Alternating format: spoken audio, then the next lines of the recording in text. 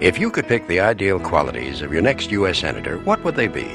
How about someone who's been a success all his life, building businesses and helping to create... As a politician, Mitt Romney touted the skills he learned in the private equity world. But many people have little idea what that business actually is.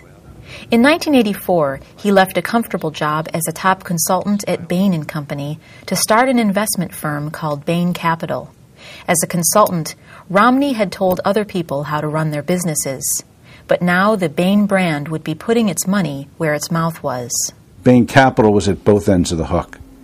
They had to give themselves good advice, and they had to ensure that they could execute. Either end could have been wrong.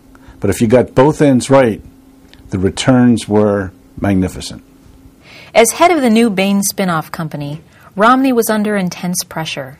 Big money and the hard-earned Bain reputation were on the line. Mitt used to get nervous. He used to flip his tie like his heart was palpitating and making his tie flip. He used to also laugh about pitting. You know, his armpits would, he'd sweat, and the stress would, especially when he wore a blue shirt. In spite of the stresses, Romney excelled. During his 15-year tenure, Bain Capital grew from a 7-person firm investing a $37 million fund to 150 employees managing $13 billion in assets. One of his strengths was his ability to be persuasive.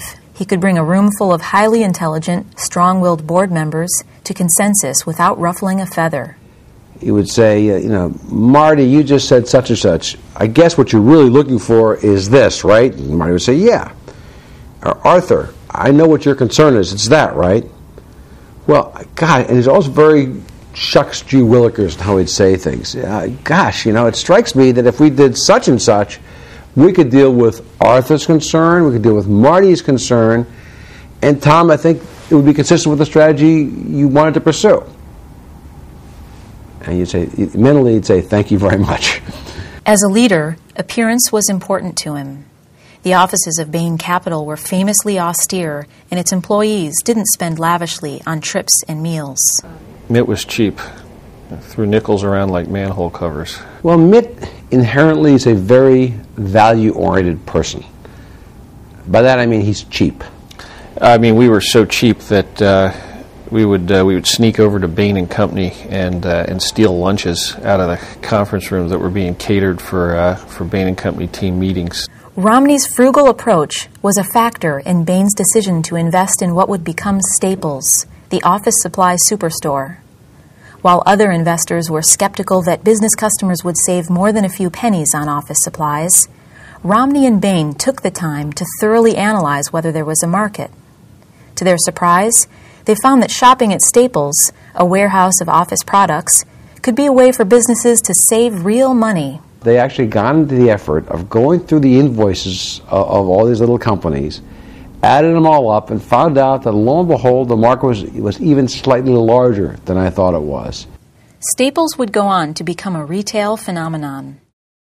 Mitt Romney has spent his life building more than 20 businesses and helping to create more than 10,000 jobs. So when it comes to creating... While Romney, the politician, frequently pointed to Staples as an example of his venture capital prowess, startups were not the kind of companies Bain Capital ultimately focused on. Bain soon began specializing in what are called leveraged buyouts, or LBOs, which use borrowed cash to buy an existing company, improve its performance, and resell it at a profit.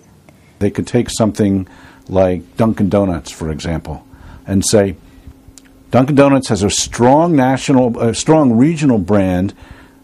They don't do much on the other side of the Mississippi. Let's bring in management. Let's figure out how to grow this company. And in 2 or 3 years later, we will either sell it or we will take it public and get our money out. LBOs frequently resulted in massive returns for Bain, which often extracted fees no matter what the outcome for the company it acquired. And while the potential payoff was typically higher in LBOs than in venture capital investing, the risks were lower.